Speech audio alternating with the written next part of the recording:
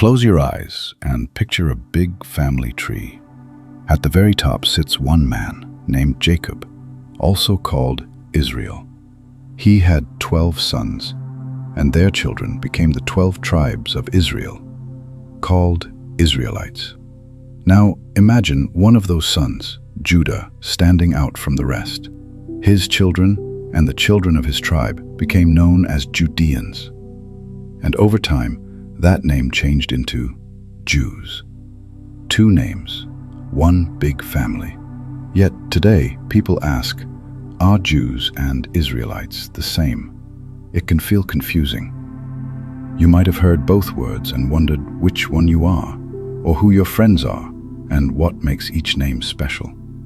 In our story, we'll travel back thousands of years to meet Abraham, the grandfather of us all, and see how God's promise to him shaped the lives of his sons and grandsons, turning families into nations. We'll walk through dramatic moments: the joyful promise of a child in Abraham's tent, the rivalry of twin brothers named Esau and Jacob, and the tearful farewell of young Jacob leaving his home.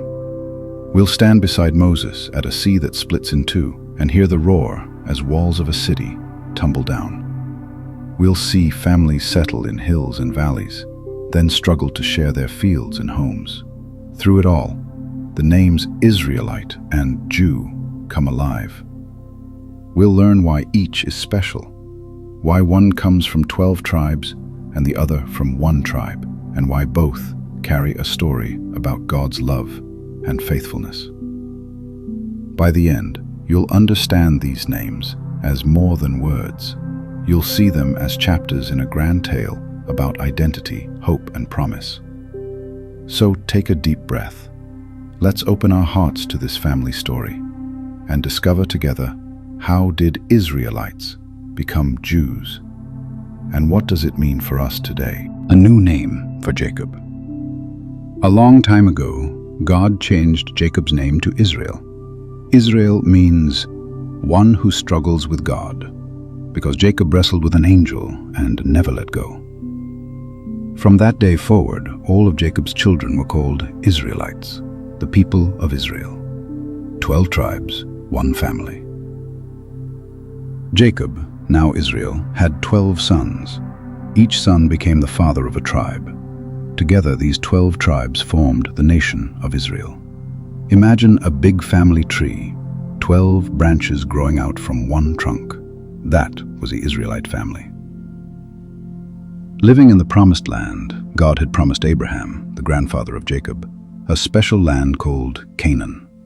The Israelites traveled there after leaving Egypt. Moses led them through deserts and rivers until they reached the land God gave them. This Promised Land was their home, where they built towns and grew crops. Through Moses, God gave the Israelites the 10 Commandments on Mount Sinai. These were simple rules like love God above all and be kind to others. By following these commands, the Israelites showed they belonged to God. Worship in the tabernacle and temple. At first, the Israelites carried a special tent called the tabernacle wherever they went. Inside, they kept a wooden box, the Ark of the Covenant, which reminded them God was with them. Later, they built a grand temple in Jerusalem as a permanent place to worship and to bring offerings to God. A people set apart. God told the Israelites they would be a light to other nations by living differently, being honest, caring, and fair. When other people saw them helping widows, feeding strangers, and celebrating God's feasts, they learned about the one true God. This calling made the Israelites unique. They were chosen to share God's love and lessons with the world. In these ways, the Israelites were not just an old tribe, they were God's special family, marked by their name, their land, and their promise to follow his ways. The tribe of Judah and the name Jew, Judah's place in Israel. Jacob, whose name God changed to Israel, had 12 sons. Each son became the head of a tribe. Judah was Jacob's 4th son, born to his wife Leah. Over time, Judah's tribe grew strong and well known. When the 12 tribes settled in the Promised Land, Judah's territory covered the southern hill country around Jerusalem. A united kingdom splits. After King Solomon's reign, the land of Abraham's family grew large and powerful. But when Solomon died, the people argued over taxes and who should be king next. God allowed the kingdom to divide into two parts, like one big apple cut into two pieces. The northern kingdom, Israel. The 10 northern tribes kept the name Israel after their ancestor Jacob, whose name was changed to Israel. They built their capital in Samaria and worshipped God. But sometimes they mixed in practices from their neighbors. Bright temples and golden calves appeared, showing they tried to serve both God and the ideas around them. The southern kingdom, Judah. The tribes of Judah and Benjamin stayed together in the south, around Jerusalem, the city with God's special temple. Their king and priests did their best to follow God's laws, though they were not perfect. Because most of their family was there, Judah became a shorthand for God's chosen people. Different fates. The northern kingdom faced the Assyrian army and fell first. In 722 BC, many Israelites were carried away and scattered, called the Lost Tribes. The southern kingdom survived longer. They saw kings who did right and kings who did wrong, until 586 BC, when Babylon captured Jerusalem. Even when their temple was destroyed, some families from Judah kept their faith alive, promising to return one day. Names in the wind. People from the north were still Israelites, but they blended into other lands and cultures, and their name faded from history. Those from the south were called Judeans, which over time turned into Jews, the name we use today. So while every Jew is an Israelite by heritage, not every Israelite of old became a Jew. Some tribes were lost, some stayed. Lessons from the division. Splitting apart brought new names and stories, but it also led to pain when families and neighbors turned against each other. Yet even in separation, God's promise to Abraham, "I will bless all nations through you," held true in surprising ways. This chapter shows how one people, Abraham's children, became two nations. It helps us understand why even today, the names Israelite and Jew carry deep history, hope, and sometimes heartache. Babylonian captivity. Around 586 BCE, King Nebuchadnezzar's army captured Jerusalem and tore down the temple. Many from Judah, priests, leaders, families, were forced to live in Babylon, far from their homeland. In exile, they missed their fields, their mountains, and the place God chose to dwell with them. Life in a foreign land. In Babylon, Jews kept their traditions alive, praying, reading the Torah, and teaching children God's laws. They built small meeting places, synagogues, to worship together, even without a temple. The name Jew, from Judah, grew stronger as their identity centered on the tribe that survived the fall. Prophets bring hope. God sent prophets like Jeremiah and Ezekiel to encourage them. "This is not forever. I will bring you home." They spoke of a new covenant, God's promise to write His laws on people's hearts, not just on stone tablets. Return under Persian rule. In 538 BCE, King Cyrus of Persia defeated Babylon and allowed exiles to go back.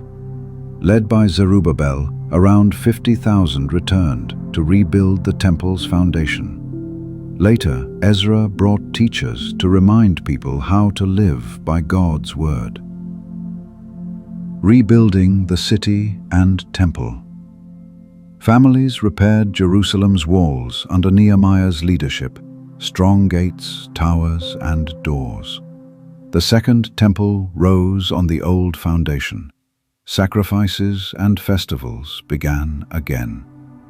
Even so, many chose to stay in Babylon, forming Jewish communities there for centuries.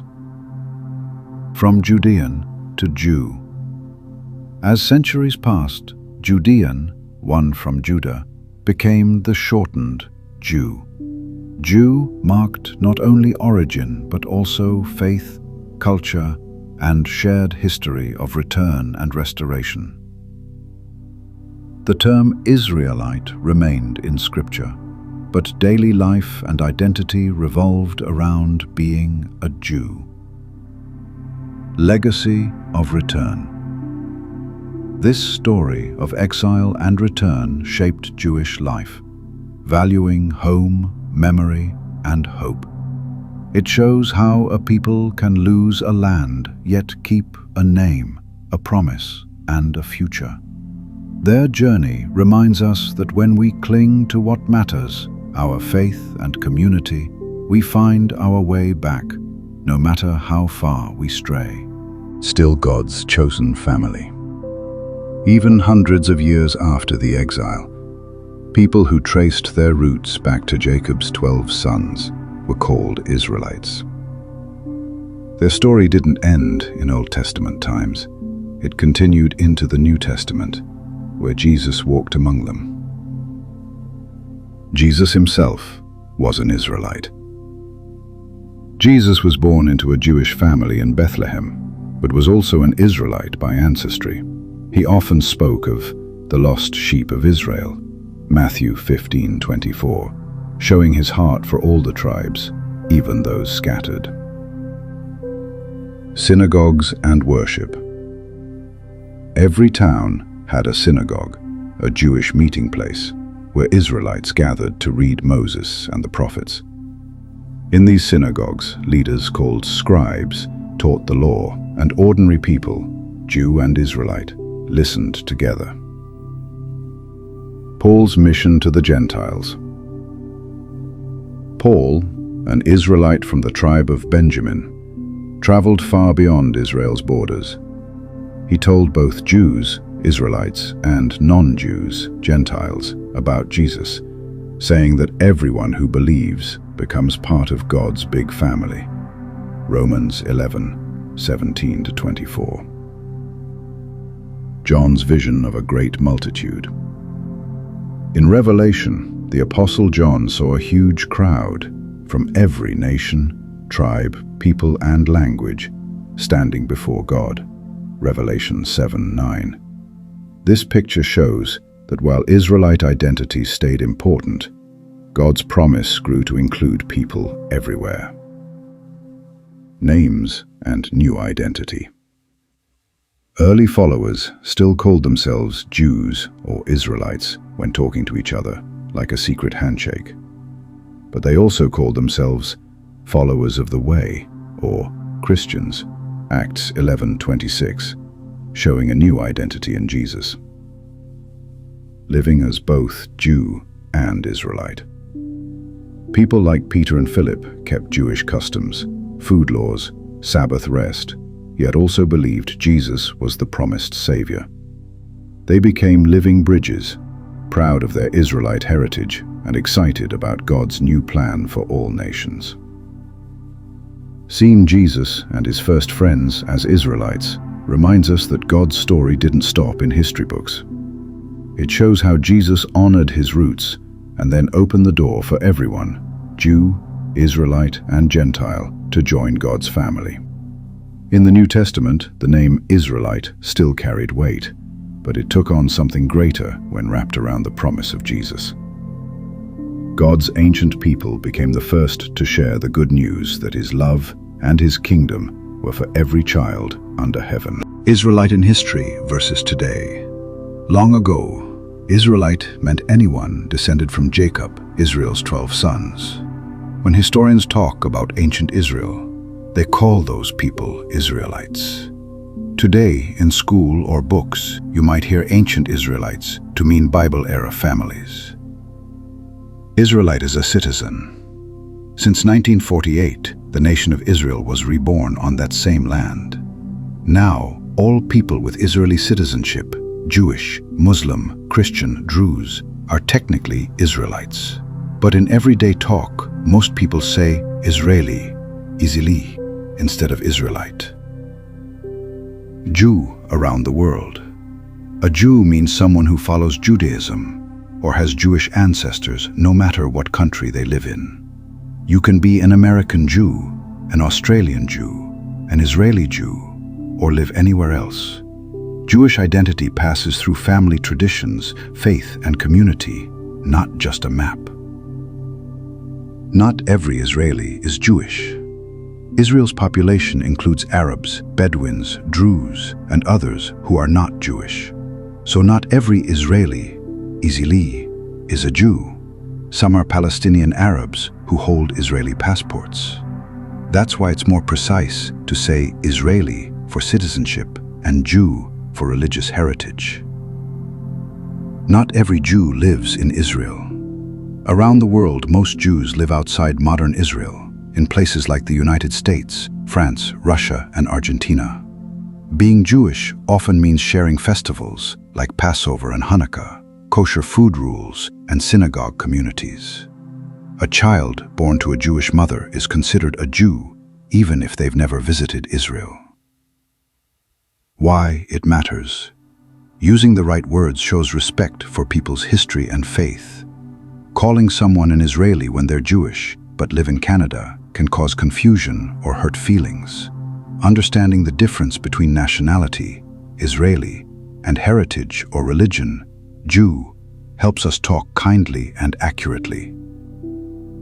Seeing both together. Sometimes you'll hear Israeli Jew, which means a Jewish person who is also a citizen of Israel. This double term helps when you need to be very clear, especially in news reports or school projects. Remember, Israelite can be a historical word. Israeli is about citizenship, and Jew is about faith and family. In our global world today, these names overlap and mix in many ways. But each label, Israelite, Israeli, Jew, carries its own rich story of family, faith, and belonging. Knowing how to use them correctly helps us connect with respect and understanding. Israelite in today's conversations. Sometimes people use Israelite when talking about the ancient 12 tribes of Israel in history books and Bible studies. Archaeologists and scholars refer to ancient Israelites when they dig up old pottery, scrolls, and ruins in Canaan. A few groups even call themselves Israelites today, especially Messianic believers who follow Jesus but also celebrate Hebrew traditions. Jew as a global identity. For most people, Jew today means someone born to a Jewish mother or someone who chooses to practice Judaism. The term spans continents. There are Jews in America, Europe, Africa, Asia, Australia, everywhere. Being Jewish can mean belonging to the faith of Judaism, sharing cultural customs, and speaking languages like Hebrew, Yiddish, or Ladino. Citizens of modern Israel. Since 1948, Israeli, with an I, often means a citizen of the modern nation of Israel, whether they're Jewish, Christian, Muslim, Druze, or another group. So you can meet an Israeli Arab or an Israeli Bedouin who are not Jews but hold Israeli passports. This new usage creates a map-based identity alongside the age-old heritage of Jew and Israelite. Overlap and distinctions. Many modern Israelis are also Jews, so they might identify as both. But not every Jew lives in Israel, and not every Israeli is Jewish. Imagine two circles that overlap. One circle is all Jews worldwide. Another circle is all citizens of Israel. Their overlap are Jewish Israelis. Why clarity matters. Understanding these names helps with fair and kind conversations about faith, culture, and politics. It prevents confusion when we read the news or the Bible, knowing whether Israelite refers to an ancient tribe or Israeli means a modern citizen. Using the right word shows respect for people's history and beliefs. Real-life examples. A Jewish family in New York might say, "My grandmother came from Israel," meaning the country, or "She was an Israelite," meaning her ancestors from Jacob's line. A historian talking about the Assyrian conquest of the Israelites means the 10 northern tribes around 722 BC, not modern politics. An Israeli Arab school teacher might say, I am Israeli but not Jewish, showing the difference between nationality and religion. Takeaway thought.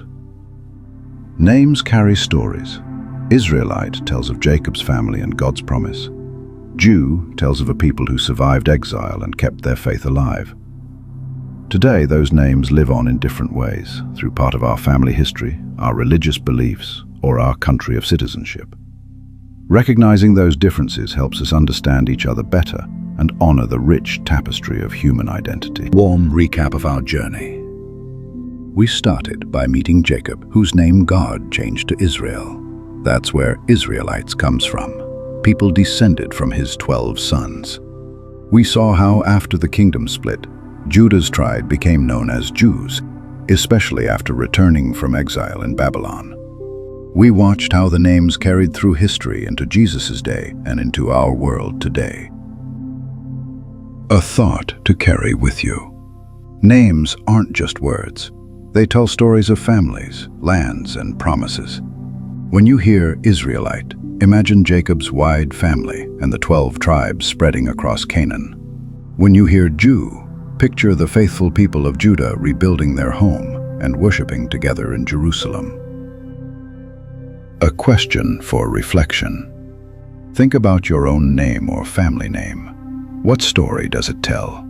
Does it remind you of where you come from or someone who cared for you? Just like Israelites and Jews, our names connect us to people who came before us and to the hopes they carried. Invite your friends to learn. If you found today's story eye-opening, share this video with a friend or family member. Talking about these names helps others understand why history and identity matter so much. Join the conversation. Comment below. Fill in the blank. I am a Jew, Israelite, both, or learning. Like this video if you enjoyed our calm journey through Bible history. Subscribe for more gentle and moving stories from the Old and New Testaments.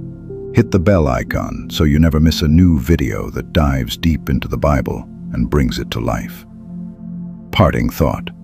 Though the words Israelite and Jew have different beginnings, they share one promise: God's love and care for his people. No matter what name we carry, we're all part of one big family under the same loving God. Thank you for watching. Until next time, keep your heart open to the Bible's big stories, and remember that every name has a beautiful tale.